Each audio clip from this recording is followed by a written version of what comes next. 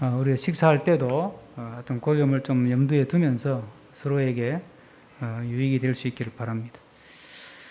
저는 이제 대학에서 행정학을 공부하고 그리고 또 신학을 공부하고 그리고 최종적으로 공부한 것은 교육학입니다. 교육학을 공부하면 현재 우리나라의 모든 교육, 교회 교육은 한 가지 이론을 기반으로 딱 전개가 됩니다. 학교 교육도 마찬가지입니다. 그게 뭐냐면 발달 이론이라는 것입니다. 사람은 태어나서 이제 태아로부터 해서 노년에 이르기까지 일정한 과정을 거쳐서 성장 발달한다. 그걸 전제로 하는 거죠. 근데 그 발달의 과정 속에 영향을 미치는 요소가 뭐냐면 유전적인 요인과 그리고 환경적인 요인이 영향을 미치면서 성장 발달한다.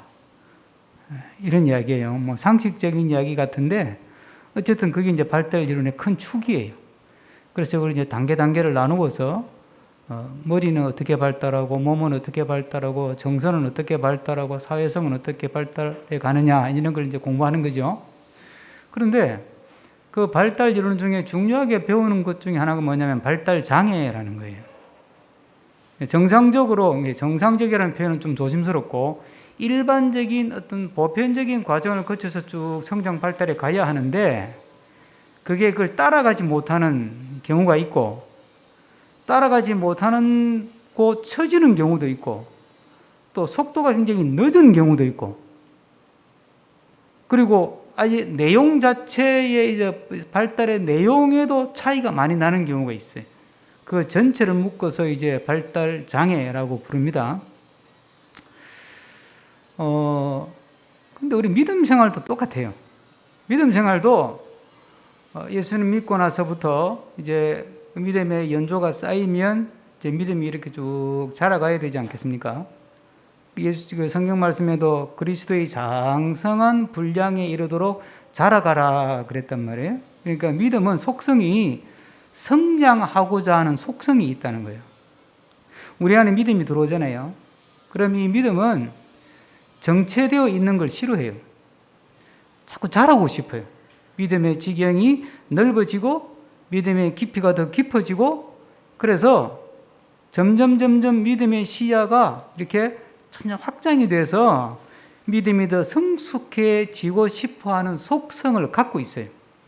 우리의 생명이 성장 발달의 속성이 있듯이 믿음도 생명이니까 우리 안에 믿음이 들으면 이렇게 자라고 싶어 한다는 거죠. 그런데 이게 이제 자라지 못하는 경우가 있다는 거죠.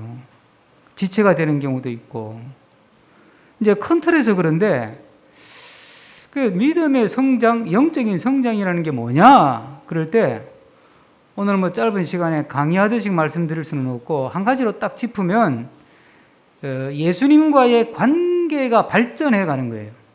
믿음이 자란다. 그게 뭐냐 하면 예수님과의 관계가 점점 더 발전하는 거예요. 뭐 성령 체험하고 기도회가 불받았고 뭐 말씀을 공부해서 뭐 성경 지식이 쌓이고 그거는 다 예수님과의 관계를 발전시켜 가는 과정 속에 필요한 재료들. 그게 있다고 다 되는 건 아니고, 그러니까 결국은 뭐 성경 공부를 많이 했던, 기도를 많이 했던, 불을 많이 받았던, 뭐 또 금식 기도를 했던 건 다 좋아요. 다 좋은 것이고, 그걸 가지고 예수님과 나와의 관계가 점점 더 좋아졌다. 그 관계가 더 깊어지고, 그래서 마지막 최종 단계가 뭘까요? 그러면 그 관계가 발전해가지고 그게 이제 영성에서는 뭐라 그러냐면 주님과 내가 합일이 된다는 거예요. 주님이 내 안에 내가 주님 안에. 그게 이제 포도나무 비유죠. 주님이 내 안에 내가 주님 안에. 그쯤 되면 이게 이제 오늘 우리 성경 공부한 걸로 우리 교인들 성경 공부하는 거 생각하면 율법의 차원과 은혜의 차원을 넘어서 은혜가 충만하면 영광의 차원으로 간다 그러잖아요. 그러면 이제 주님이 내 안에 내가 주님 안에 되면 주님 생각이 내 생각이 되고 내 생각이 주님 생각이 되는 거죠. 그렇죠? 그러면 이게 뭐 퍼펙트한 거예요, 이제. 이게 성경은 우리가 믿음이 자꾸 자라가지고 주님과 관계가 자라서 주님이 내 안에, 내가 주님 안에. 주님 생각이 내 생각이 되고, 내 생각이 주님 생각이 되고, 주님 마음이 내 마음이 되고, 내 마음이 주님 마음이 되고, 주님의 꿈이 내 꿈이 되고, 내 꿈이 주님 꿈이 되고, 그렇게 우리를 쫙 끌어올리고 싶어 하는 거예요. 성경은 그런 책이에요. 믿음의 세계라고 하는 것은 이 과정을 우리가 제대로 쫙 따라 올라가면요, 우리가 경험상 아는 최고의 경지에 올라가 있는 사람들이 순교자들이에요. 그래서 우리가 순교자들의 유적을 찾아가 보는 거예요. 우리가 그 사람들을 뭐 우상화하는 게 아니라. 우리는 기도할 때 어떻게 기도해요? 살려주옵소서 이렇게 기도하잖아요. 근데 순교자들은 주를 위해 내 목숨을 거두어 주옵소서 이렇게 기도하잖아. 그러니까 이 차원이 완전히 다른 거죠, 그죠? 우리가 모두가 뭐 순교자가 될 수는 없지만 어쨌든 자, 믿음이라는 게 그런 속성을 갖고 있는데, 우리가 주님과의 관계를 계속 그러니까 발전시켜 가야 되는데, 주님과의 관계를 발전시켜 가는데 걸림돌이 되는 게 이 장애물들이 참 많다는 거죠. 오늘 본문을 보면서 야, 주님과의 관계를 발전시켜 가거나 또 주님과의 관계를 맺어 가는 데 있어서 참 장애물들이 많구나 하는 관점에서 오늘 이 본문을 한번 보면서 우리가 내 믿음의 모습은 어떤가? 나는 주님과 어떤 믿음의 관계에 있는가? 주님과 나의 관계는 계속 성장 발달하는 관계인가? 아니면 정체되어 있는가? 아니면 지체되어 버린 것인가? 하는 것들을 돌아보면서 우리가 또 한번 신앙의 믿음의 영적 생활의 분발을 가져오는 그런 시간이 될 수 있기를 바랍니다. 우리가 사는 사회가 자본주의 사회잖아요. 말 그대로 자본. 이게 돈이 근본이 되고 기본이 되는 사회다. 그런 이야기 아니겠어요? 그렇죠? 그런 게 우리가 갖고 있는 어떤 의미에서 알든 모르든 내 속에 배어 있는 가치관이에요. 성경은 이걸 뭐라 그러냐면 육적이다 이렇게 표현하는 거예요. 육적이다. 그러니까 우리는 이제 우리 기도는 늘 먹고 사는 데 관심이 많잖아요. 뭐 병을 고쳐 주옵소서, 사업 잘 되게 해 주옵소서, 자녀가 잘 되게 해 주옵소서, 부자 되게 해 주옵소서. 뭐 우리는 항상 이제 그런 기도에 머물러 있는 경우가 많잖아요. 그러니까 이제 그게 우리가 나쁜 게 아니고, 우리가 사는 사회 자체가, 이 보편 일반 사회 자체가 우리가 경험한 공간이 이 대한민국이라는 공간이니까 이건 자본주의 사회잖아요. 자본주의 사회는 자본을 본위로 하는 거예요, 말 그대로. 그러니까 돈이 기본이야. 돈 없으면 사람 구실을 못 하잖아요. 또 돈이 있어야 또 먹고 사는 것도 맞고, 생존을 위해서도 돈이 필요하고, 사람 구실을 하는데도 돈이 필요하고, 예배당 가도 돈 없으니까 사람 대접 못 받더라, 뭐 이런 말이 나오게 되는 참 슬픈 현실이 왜 그러냐. 이 자본주의이다 보니까 이제 그런 어떤 신앙의 병폐도 나타나게 된단 말이죠. 그 대표적인 인물이 누구냐면 오늘 본문 앞에 나오는 24장에 나오는 사람인데, 이 벨릭스라는 사람이에요. 이 벨릭스라는 사람은 오늘 본문에 나오는 베스도라는 사람하고 동서지간이에요. 이 벨릭스의 부인이 드루실라고, 그렇죠? 근데 오늘 또 본문에 아그리빠 왕이 나오죠. 아그리빠 왕하고 같이 나온 여자 한 사람이 있어요. 버니게라고 하는. 이 드루실라하고 이 버니게는 또 한 집안 식구야. 그러니까 지금 베스도, 벨릭스, 아그리빠 왕, 드루실라, 버니게 이게 다 인척간에 막 얽혀 있는 사람들이에요. 그런 점에서 우리가 이 벨릭스라는 사람을 한번 주목해 볼 필요가 있죠. 자, 벨릭스는 2년 동안 바울을 재판한 사람이에요. 감옥에 가둬놓고. 자, 그 사람을 이해하는 아주 결정적인 구절이 24장 26절입니다. 다 같이 한번 읽어보겠습니다. 24장 26절. 또 바울에게서 돈을 받을까 바라는 고로 더 자주 불러 같이 이야기하더라. 그러니까 바울을 불러가지고 여러 번 성경 공부를 했다 이 말이지. 바울을 불러서 뭔 이야기 했겠어요? 부동산 어디 투자해야 돼요? 아파트값 떨어진다는데 어떻게 해야 돼요? 뭐 이런 거 이야기 하진 않았을 거 아니겠어요? 그러니까 바울을 불러가 너가 하고 싶은 이야기가 뭐냐 도대체. 유대인들은 왜 당신을 그렇게 못 죽여서 안다니냐. 한번 해명해보라. 그럼 또 바울이 무슨 이야기 했겠어? 자기가 만난 예수님 이야기하고 체험한 예수님 이야기하고 받은 은혜 이야기하고 우리가 예수님을 믿어야 된다. 예수님은 죽었다가 부활하신 분이다. 그분을 믿어야 하나님 나라가 열리고 영원한 세계가 열린다. 뭐 그런 이야기를 했겠죠. 그런데 봐요. 2년 동안 사도 바울을 불러가지고 1대1로 튜터 시스템으로 1대1로 그렇게 멘토링을 받아도 베스도는 끝까지 그리스도인이 안 돼요. 이것도 기적이에요. 그죠? 대사도 바울과 1대1로 만나가 성경 공부 2년을 해도 믿음이 안 생기는 거지. 왜 그럴까요? 이 사람의 관심은 어디 있어요? 돈에 있는 거예요. 돈에 있는 거예요. 근데 생각해 보면 사실은 이 사람의 모습이 또 우리 모습인 거예요. 하여튼 이 자본주의 사회에 이 자본주의라고 하는 사상이 꽉 깔려 있는 이런 구조에서는 모든 걸 다 돈으로 치환을 시키게, 돈으로 다 환산을 해버려요. 무엇도요? 하나님의 사랑도 돈으로 환산, 하나님의 능력도 돈으로 환산이야. 그래서 막 기도를 해. 주여 돈을 주시옵소서, 사업 잘 되게 주시옵소서 기도했는데 돈이 안 생겨. 그러면 우리가 어떻게 해요? 하나님, 나 사랑한다면서요.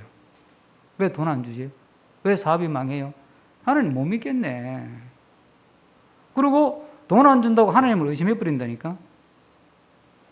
그러니까 하나님의 사랑을 뭘로 우리는 검증을 하려고 하느냐 하면 나한테 돈을 주냐 안 주냐를 가지고 검증을 하는 거예요. 또 있어요? 능력도 마찬가지예요. 이 어려움을 해결해 주옵소서. 몸이 아픈데 몸을 병에 고쳐 주시옵소서. 기도했는데 안 고쳐 주시는 거야. 문제도 해결이 안 되고. 그러면 또 어떻게 해요? 하나님 그 능력 또 어디다 쓰실래요? 아니, 천지를 창조하신 하나님이 이 병 하나 못 고쳐주세요. 안 고쳐주시는 거예요? 못 고쳐주는 거예요? 못 고쳐주는 것 같아요. 그러고는 하나님 또 의심해요. 그리고 믿어봐야 소용없네. 그리고 하나님의 사랑이나 하나님의 능력 자체를 어떤 육적인 조건을 가지고 다 평가를 해버려요. 그러면 결국 어떻게 되는 거예요? 우리가 육적인 가치관에 갇혀 있다 보니까 하나님도 육적인 세계에 딱 가둬놓는 거야. 가둬놓으려고 가둬놓은 게 아니라 우리도 모르게 본의 아니게 하나님을 육적인 세계에다가 가둬놓고 육적인 문제를 해결해 주기 위해 존재하는 분으로 우리가 그렇게 규정을 해버리는 거예요. 그럼 우리 믿음이 아무리 기도를 열심히 해도 아무리 은혜를 많이 받아도 거기서 더 나아가지를 못해요. 여러분, 기도를 많이 하면 믿음이 자랄까요? 예? 어떻게 해요? 기도를 많이 하면 40일 금식을 막 반복해서 하고 철야기도 반복하고 막 매일매일 시간을 정해서 몇 시간씩 기도를 많이 하면 믿음이 그만큼 자랄까요? 그건 몰라요. 왜 몰라요? 그 기도 내용을 녹음해서 한번 들어봐야 돼. 그 기도가 끊임없이 세상적인 거, 육적인 거, 물질적인 거 이런 것들을 계속 구하는 기도를 날밤을 새면서 한다면 그 사람은 결국은 하나님을 물질을 제공해 주는 분으로 육적인 문제를 해결해 주는 분으로 하나님을 생각하고 있기 때문에 거기서 못 벗어난다니까요. 그러면 믿음이 결코 자라지를 않아요. 예수님께서 하신 말씀 중에 사람이 떡으로만 살 것이 아니다. 이거는 뭐 구약의 말씀을 인용한 것인데 신명기의 말씀을 사람이 떡으로만 사는 것이 아니라 하나님의 입에서 나오는 말씀으로 산다. 이런 말씀 아시죠? 예수님이 시험 당하시는 과정에서 하신 말씀인데 그러니까 우리가 하나님과의 주님과의 관계를 맺고 주님과의 관계를 발전시키기 위해서는 떡에 매여 있으면 안 된다는 이야기지. 그거는요, 우선순위에서 뒤로 밀리는 거예요. 그렇다고 여러분들이 걱정하실 필요는 없는 게 그러면 하나님 나한테 떡은 안 주시나? 아니에요. 예수님이 분명히 딱 못을 박아놓은 말씀이 있어요. 너희들이 무엇을 먹을까, 무엇을 마실까, 무엇을 입을까 염려하지 말라. 이것이 너희에게 필요하다는 것을 하늘 아버지께서 다 아시느니라. 들의 백합화를 보라, 공중의 새를 봐라. 저희들은 기도 안 해도 다 먹여 살리지 않냐. 다 옷도 다 입히지 않느냐. 그러니까 그건 나에게 맡겨놔라. 내가 너희 아버지다. 내가 너희 창조자다. 내가 너희를 사랑하는 사랑의 하나님이고 내가 천지를 창조한 창조주다. 그러니까 그건 나한테 맡겨놔라, 그 문제를. 그리고 너희들은 뭐에 심서라고요? 너희는 먼저 그의 나라와 그의 의를 구하라. 먼저 하나님과의 더 깊은 관계를 발전시키기 위해서 노력하라. 그러니까 주님을 그 있는 그대로를 받아들여야 되지. 자꾸 우리가 가지는 육적인 가치관을 가지고 하나님을 재단을 하고, 그래서 육적인 내 필요와 내 기대와 내 요구를 만족시켜주기 위해 존재하는 분이 마치 하나님인 것처럼, 주님인 것처럼 그렇게 접근을 하면 믿음이 자랄 수가 없다. 그리고 내가 너희들에게 보여주고 제공하려고 하는 풍성한 영적인 세계를 너희들은 결코 맛볼 수가 없다. 정말 우리가 주님을 대할 때 우리 속에 있는 어떤 육적인 가치관들을 조금 뒤로 미루고 그걸 버리라는 이야기가 아니에요. 예? 이 이야기가 조금 길어질 수 있는데 한마디로만 정의하면요, 기독교는 금욕을 가르치는 것이 아니에요.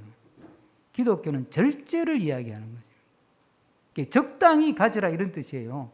예? 적당한 정도만 가져라. 그게 절제하는 거잖아요. 예? 자족하는 걸 말하는 게 기독교의 가르침은, 타종교에서는 절제하라 그러잖아요. 그걸 다 버리라 그러잖아요. 그 부인하라 그러고, 그게 아주 다른 거예요. 예. 여러분, 부인하는 게 쉬울까요? 절제가 쉬울까요? 부인하는 게 쉬워요. 아예 버리는 게 쉬워요. 절제는 적당한 수준에서 만족하면서 유지하는 게 진짜 더 어렵지. 차라리 안 주려면 안 주시고 말지. 적당하게 주고 그만 딱 끊어버리면 그 사람 약 올리는 것처럼 보이잖아요. 그만큼 더 어려운 거예요, 사실은. 절제의 신앙이 금욕의 신앙보다 훨씬 힘들어요. 예? 근데 주님은 우리를 그 세계로 이끌어 가시는 분이에요. 그러니까 육적인 가치관을 내려놓으라고 한다고 해서 뭐 그걸 포기하라는 뜻이 아니라 그건 하나님께 맡겨놓으라는 거죠. 맡겨놓으시고 우리가 힘쓸 일은 주님을 바로 알고 주님을 닮아가고 주님과 더 깊은 교제를 나누는데 힘을 쓰면 그 나라와 그 의를 구하고 주의 영광을 먼저 생각하면 되는 거예요. 그러면 할렐루야. 그래서 우리 믿음이 주님과의 관계가 더 발전해 갈 수 있기를 주님의 이름으로 부탁합니다. 성경에 구약부터 신약까지 제가 이거 지금 성경 설교 원고에는 성전에서 하나님 만난 이사야 이야기, 야복강에서 하나님 만난 야곱 이야기, 집 떠났다가 돌아온 탕제 이야기를 제가 다 이렇게 써놨는데 이거 다 하면 시간이 많이 가니까 한 가지만 딱 제가 말씀드리면, 보세요. 탕자가 돌아왔어요. 돌아오기 전에는 아버지 재산, 유산 미리 빼가지고 가서 이제 다 날려버렸어요. 그렇죠? 죽을 고생을 했어요. 먹을 게 없어가 거지로 살다가 돼지하고 막 서로 먹으려고 싸우고 가다가 이건 도저히 안 되겠다 이제 이러다가 굶어 죽는다. 그래서 떠올리는 게 아버지 집이잖아요. 아버지 집에 가면 그래도 밥은 먹여주겠지. 그런데 해놓은 짓이 있으니까 이제 아들이라고 받아달라고 요구하기는 염치가 없고, 그러니까 종으로는 받아주겠지 이런 마음으로 이제 왔잖아요. 그래서 와가지고는 아버지를 만나가지고, 아버지 저는 정말 못된 짓을 했기 때문에 저는 아들로 받아달라고 하기는 제가 염치가 너무 없고 그럴 자격도 없고, 그러니까 그냥 저를 종으로 받아주세요 그랬어요. 근데 아버지가 뭐라 그래요? 그 말에 대꾸를 안 해요. 그러고 그 다음에 행동이 뭐예요? 얘들아, 내 아들 돌아왔다. 빨리 옷을 갈아입혀라. 아들의 옷을 입히고 아들의 신발을 신기고 아들의 가락지를 끼우라. 그리고 소잡아라. 잔치하자. 너가 비록 아버지 재산 가지고 가서 다 탕진하고 네 욕망을 채우기 위해서 쓰고 살았지만 그래도 너는 내 아들이다.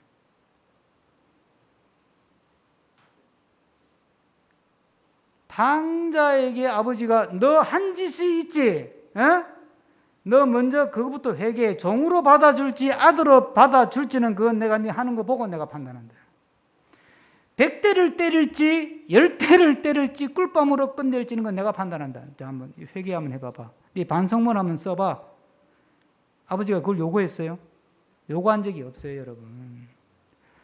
하나님을 자꾸 그렇게 율법의 어떤 이렇게 율법 가르치는 학원의 훈장같이 그렇게 자꾸 대하지 마시고, 하나님은 그냥 우리에게 요구하는 게 딱 한 가지예요. 이사야에게도 똑같이 그랬고요.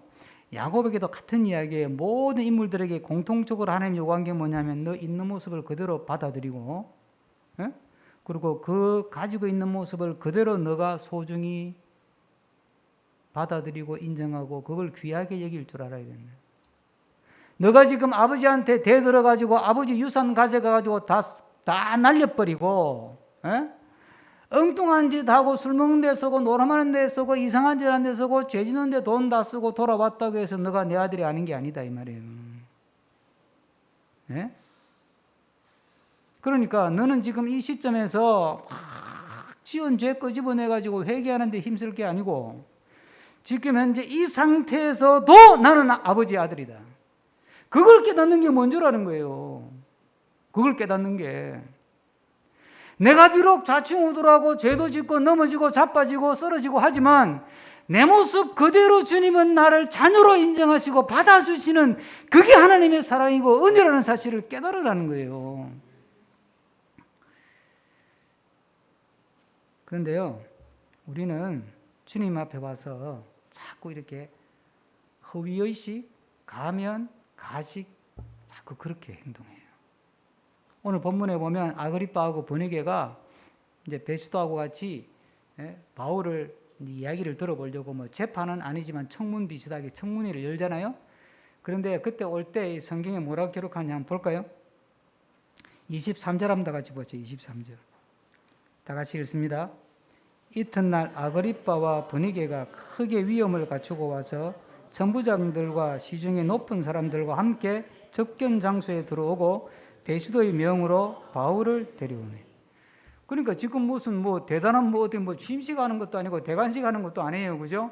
그 죄수라고 하는 바울 하나 불러서 이야기 한번 들어보자 그 소리인데. 그런데 뭔 그렇게 포옹을 잔뜩 잡고 오냐 이게. 천부장들 다 거느리고, 예? 또 신하들 다 거느리고 뭐 지금 하는 거지 뭐 이게 경우가 안 맞는 상황 아니에요? 그럼 이 이야기는 무엇을 이야기하는 걸까요? 이 사람들은 폼 잡고 사는데 관심이 있는 사람들이에요.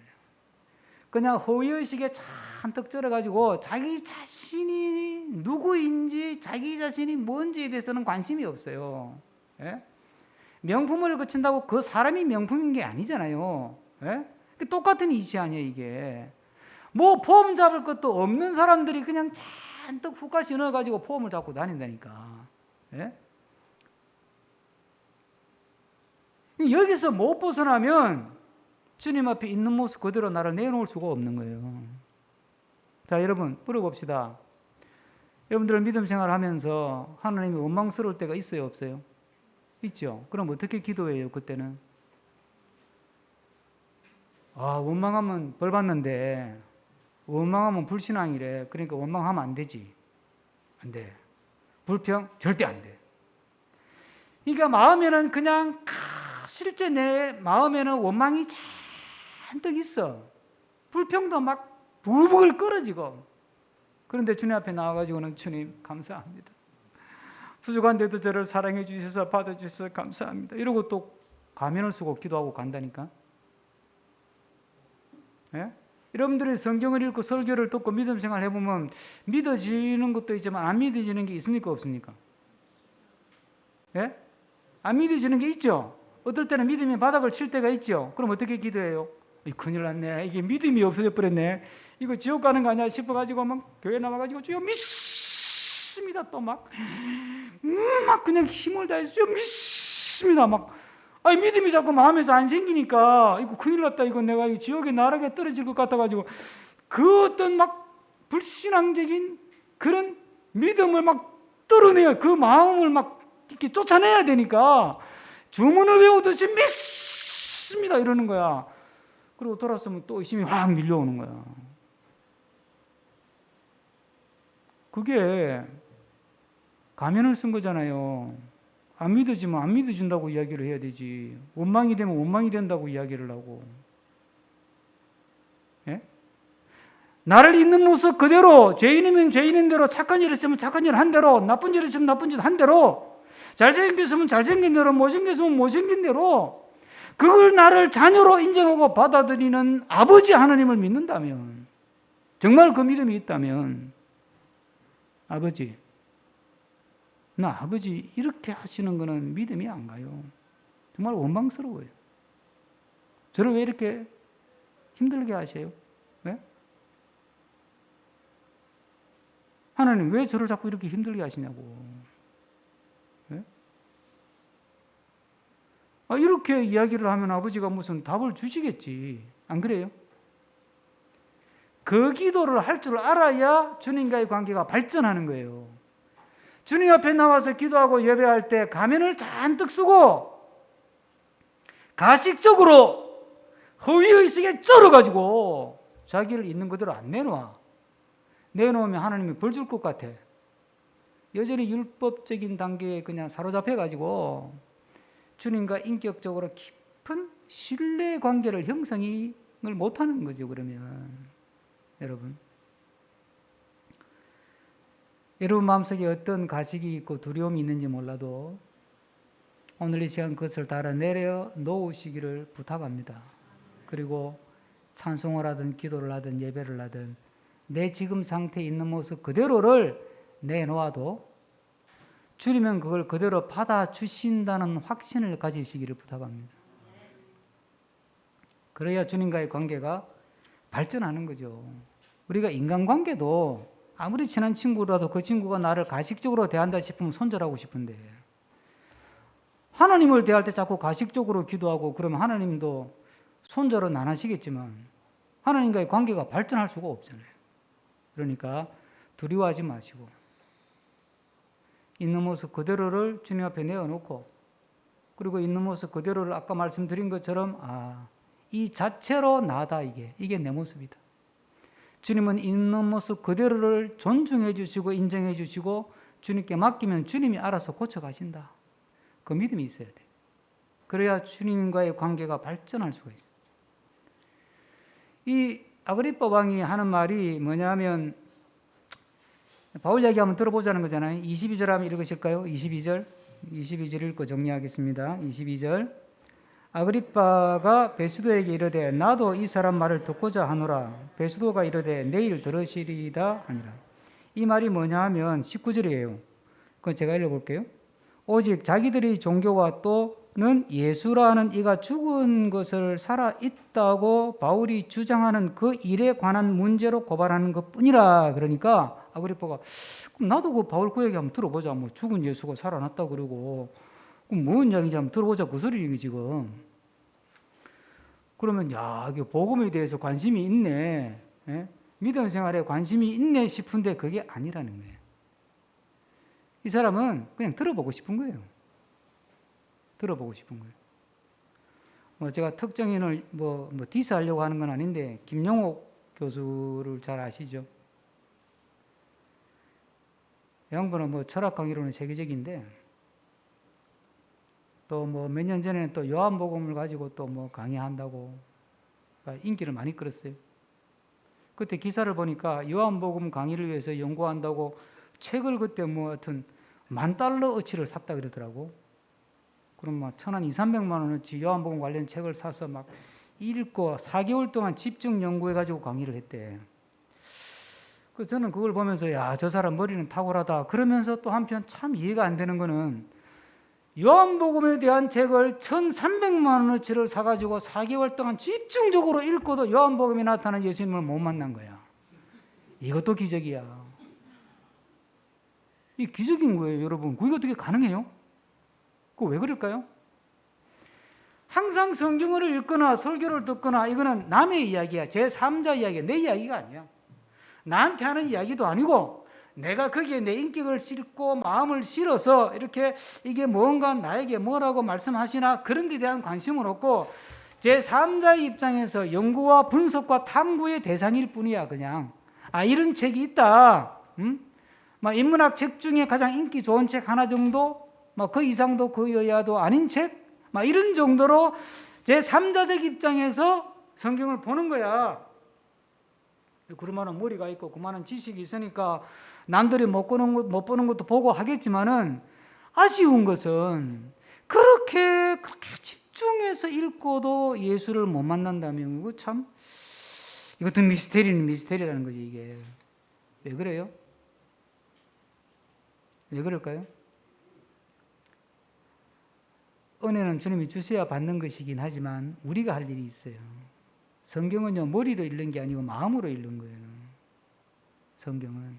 우리가 성경을 계시의 책이라고 하잖아요. 예? 계시라고 하는 말은 신학적인 언어일 뿐이고 이걸 교육학의 언어로 바꾸면 의미의 미닝이 되는 거예요. 교육에서 커리큘럼을 연구할 때 팩트와 미닝 두 가지를 다 담아내도록 교과서를 만들어게 돼 있어요. 이순신 장군이 한산 대첩에서 일본을 물리쳤다 그래야 되지, 이순신 장군이 뭐 북불 정책을 해가지고 이렇게 하면 얘기가 안 되는 거예요, 그죠? 그러니까 팩트가 뭐냐면 이순신 장군은 한산도예요. 그리고 일본이에요. 그 팩트가 중요한, 그게 틀리면 점수를 못 받아. 그런데요, 성경 공부를 그렇게 하면 아무것도 안 돼요. 예수님이 갈보리산 골고다 언덕에서 우리를 위해 돌아가셨다라는 건 팩트야. 성경이 우리에게 요구하는 팩트인데 그 팩트를 아는 거하고는 아무 관계 없어, 우리는 사실은.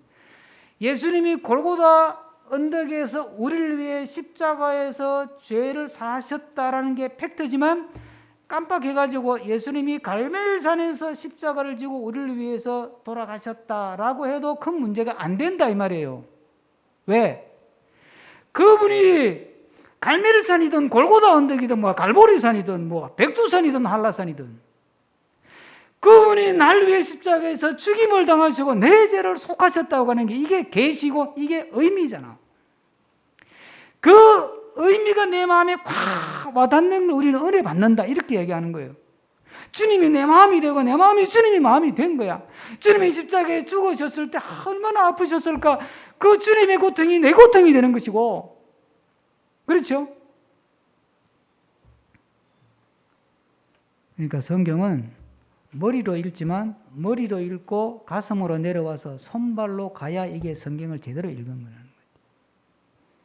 근데 김용옥 씨는 머리로는 아주 날고 기도록 읽는데 가슴으로 못 내려갔어. 그 다음에 더 중요한 거는 가슴으로도 못 내려가다 보니까 손발로는 더더욱 못 내려갔어. 우리는 김용옥 씨보다는 조금 나은 것 같아요. 머리로도 읽고 가슴으로도 아멘 했는데 그 다음 뭐가 안 돼요? 손발로 안 내려가는 거야. 가슴에 딱 여기서 딱 채워버렸어. 아멘 할렐루야 그러고 돌아서서 막 싸워. 아멘 할렐루야 그래 놓고 막 돌아서 뒷담하고 험담하고 막 도둑질하고 사기치고 거짓말하고 징형질을 부리고. 이게 손발로 못 내려가는 거야. 그러니까 주님과의 관계가 발전이 안 되는 거예요. 머리만 계속 맴돌고 기껏해야 가슴에서 그냥 이렇게 기분 좀 좋게 해주는 정도로 끝나버리는 거지. 그러니까 주님은 그게 아닌데, 예? 주님 벌써 저만큼 가 계시는데 이야기해놓고 난 손발이 안 흘리니까 나는 여전히 여기 있는 거지. 그러니까 주님과의 관계가 발전이 안 되는 거죠.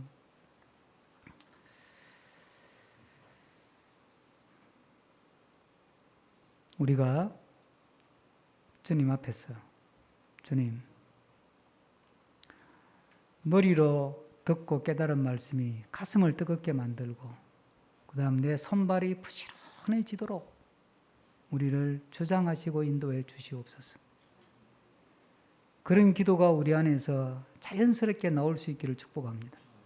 지적인 동의를 이야기하듯이 우리의 지성이 말씀 앞에 굴복하고 감성적 수용을 이야기하듯이 내 감정이 말씀 앞에서 꼬꾸라지고 그리고 의지의 굴복을 이야기하듯이 내 손발이 주님의 말씀 앞에서 깨어져서 내 손발이 주님의 말씀을 실현하는, 그래서 입으로 말씀을 증거하고 손발로 말씀을 증명하는 삶을 살아서 주님과 나와의 관계가 점점 더 발전하고 영적으로 점점 더 성장해가는 아름다운 믿음의 궤적을 그리며 살아가는 우리가 되기를 축복합니다. 기도하겠습니다. 주신 말씀